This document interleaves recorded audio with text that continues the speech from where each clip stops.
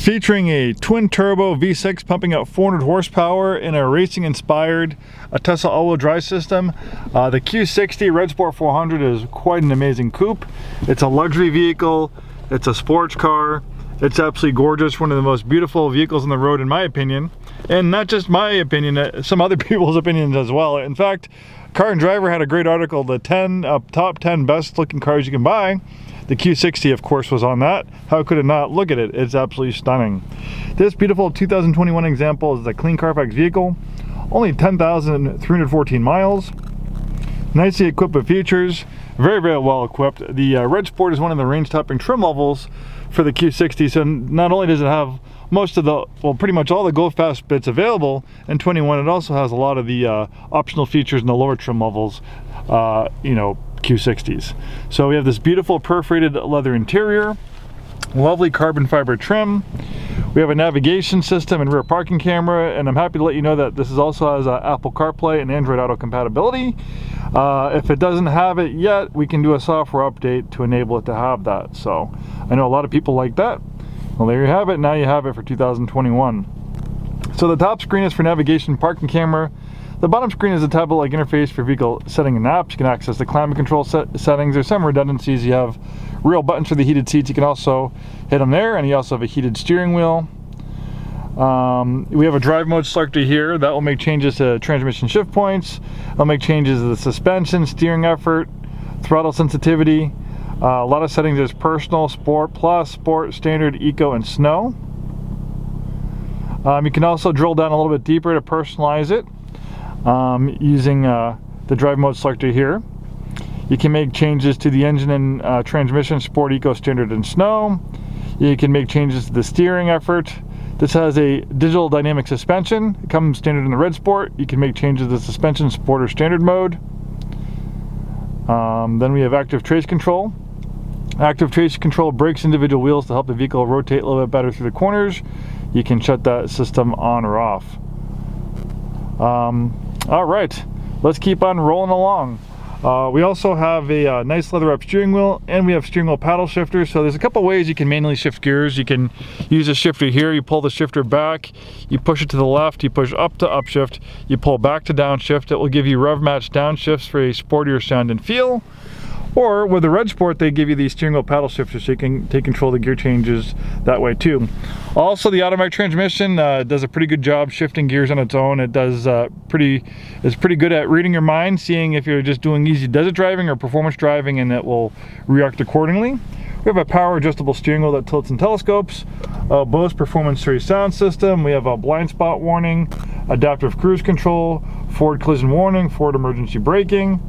All sorts of awesome stuff. Also with the Red Sport, you get aluminum pedals. Obviously, with 10,000 miles, this thing is in near new condition. And who better to buy a pre-owned Infiniti from than a new Infiniti retailer like us? We work on these vehicles on a daily basis and are very familiar with them. Also with the Red Sport, you get a unique wheel and tire package. This has high performance all season tires. You have larger brakes, and then you have those red calipers with the Red Sport. The Q60 is built on the advanced front midget platform. We've been using this platform for a long time on the Infiniti product line. It's also shared with the Nissan Z. So pretty much in the early 2000s, we had the new Z that came out, and then we had the G35, the FX, the M series. We had all these great products built in this advanced front midget platform. It's a sports car platform, and the reason why they call it the advanced front midget platform is they take the engine and they place it as far back behind the front axle as possible, so it's almost like a mid-engine vehicle. So moving the engine as far back behind this front axle as possible, that moves the center of gravity right towards the center line of the vehicle, so it rotates and handles through the corners a lot better.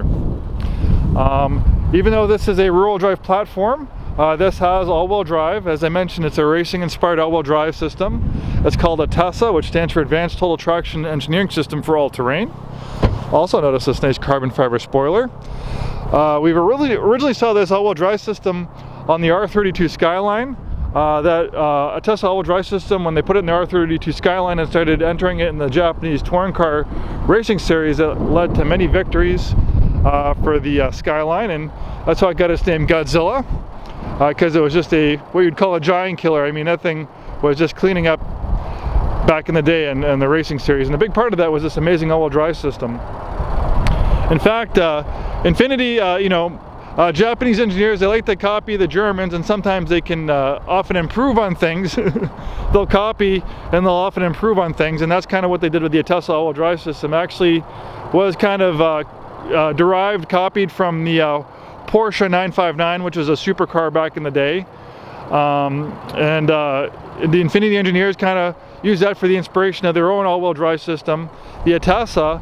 But what the Infiniti engineers really wanted is they wanted 100% rear-wheel drive bias, and that's exactly what it does. So during normal driving conditions, the all-wheel drive system is not going to work all the time. It will be 100% rear-wheel drive, and often the rear wheels will break loose first under high-performance driving, so it'll get a little squiggly. So it does feel like a rear-wheel drive sports car, but the thing is, as soon as those rear wheels start slipping, in a matter of milliseconds, almost instantly, you'll start sending up to 50% of the vehicle's power to the front wheels. So this thing just grips and goes in all sorts of weather. I've driven many of these Infinitis in the snow, and this all-wheel drive system does great. My Infiniti FX37 actually has the same all-wheel drive system. I drove a Q50 a couple years ago in some lowland snow. We had a Red Sport 400 Q50, mechanically identical to this, and that did remarkable. But also this all-wheel drive system will help you get through corners. You can get into power a little bit harder in the corners versus a rear-wheel drive one, and this all-wheel drive system will pull you through. And the all-wheel drive system even has a yaw sensor, so it can see how hard you're cornering, and depending on how hard you're cornering, it may limit the amount of power going to the front wheels as well. So this all-wheel drive system, I can't tell you how much it's amazing. I've had a lot of experience with it. It just blows my mind about how well it does in wet, snowy conditions, and how it makes this car perform so unbelievably. One of the best all-wheel drive systems, in my opinion, ever made, and they've been really reliable, very robust.